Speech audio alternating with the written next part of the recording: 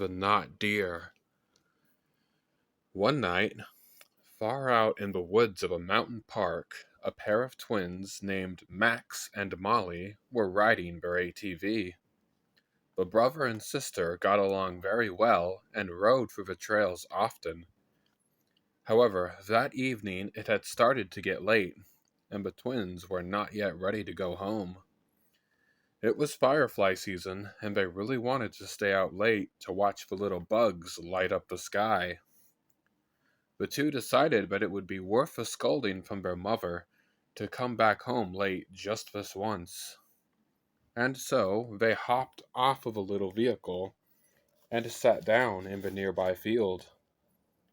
Sure enough, once the sun had set, the air began twinkling with hundreds of floating fireflies. Max and Molly were enjoying themselves so much that they completely lost track of time. Before they knew it, it really was quite late. They helped each other up and dusted their pants off before freezing. A moment ago, the area had been full of little twinkling lights and the music of singing frogs and crickets. Now, the forest sat in complete darkness and silence. Something felt very wrong.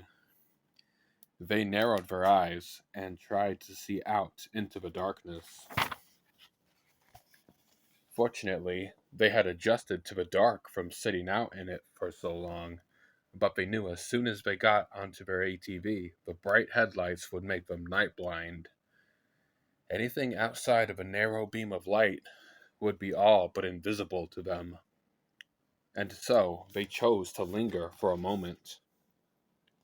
They looked all around and strained their ears to listen, but still no sound came. After a few minutes of this, they decided that it was very important to get home as quickly as possible. And so they ran back to the ATV and started it up immediately. As they drove down the dirt road, they couldn't shake the bad feeling in their guts. Something felt wrong. It was as if something was watching them. Something bad. The entire time they drove, the frog song never started again. It was eerie silence, except for the rumble of their engine, and totally dark except for the narrow beam from their headlights. Suddenly, the path ahead was blocked by something. It took a moment for it to register that it was a deer, or at least something that was trying to look like a deer, but it was all wrong. This not deer was large and brown, as a deer should be, but it was too large. It was too tall and leggy. Its legs were long and narrow, and stuck into its body at strange angles. Its joints were odd, and there seemed to be too many. Its chest was strangely wide and round, and its head looked more like a horse than a deer. Unlike a normal deer, the not deer did not flee from the sight of the children on the ATV. This was a problem because the children were too uneasy about the creature to try driving around it. Max and Molly were frightened and didn't know what else to do, so they tried scaring it off like any other deer. They shouted and waved their arms.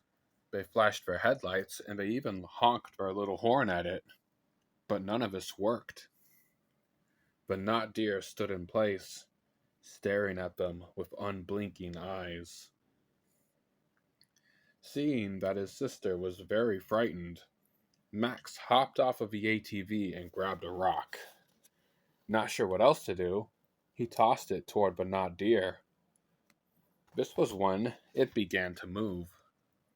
Rattle, crack. The not deer began to take steps toward them. It moved in an unnatural and shaky way on its too long legs and its too many joints. Terrified, Max ran back to the ATV and hopped on. The engine roared. and suddenly the not deer reared up onto its hind legs. But it wasn't just rearing up, it began walking in strange, lurching movements. It walked towards them on two legs. Horrified, they took off. They went as fast as they could and tore around the terrible creature. They drove and they drove as fast as they could until the lights of their back porch were visible again. They turned off the engine and threw themselves up a door, banging and shouting for their mother. When their mother opened the door, she was very upset with the twins. She, she scolded them harshly for staying out so late and said that in the morning they would discuss punishments. The twins did not care about this. They sobbed and cried about the monster they had just seen in the forest. Seeing how upset her children were, the mother's face softened. She told them that one of the reasons it was so dangerous to stay out late was because so many animals woke up at night. They were lucky it was only a deer and not a cougar or a bear. They told them that the deer they saw probably had a disease that made it act funny. The children shook their heads and insisted it was more than that, but their mother shushed them. It was already so late and they needed to get to bed, but the last thing either of them felt like doing just then was sleeping. The two lay in their beds after their mother said good night and closed the door. For a while, seemed calm, but the bad feeling never went away. They lied in the dark and listened to the crickets until the crickets stopped.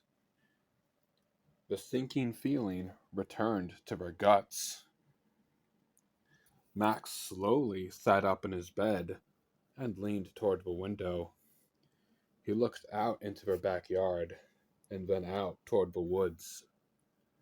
And there, just at the edge of a tree line, was the knot deer, still standing on its hind legs, and it was looking right up at them through the window.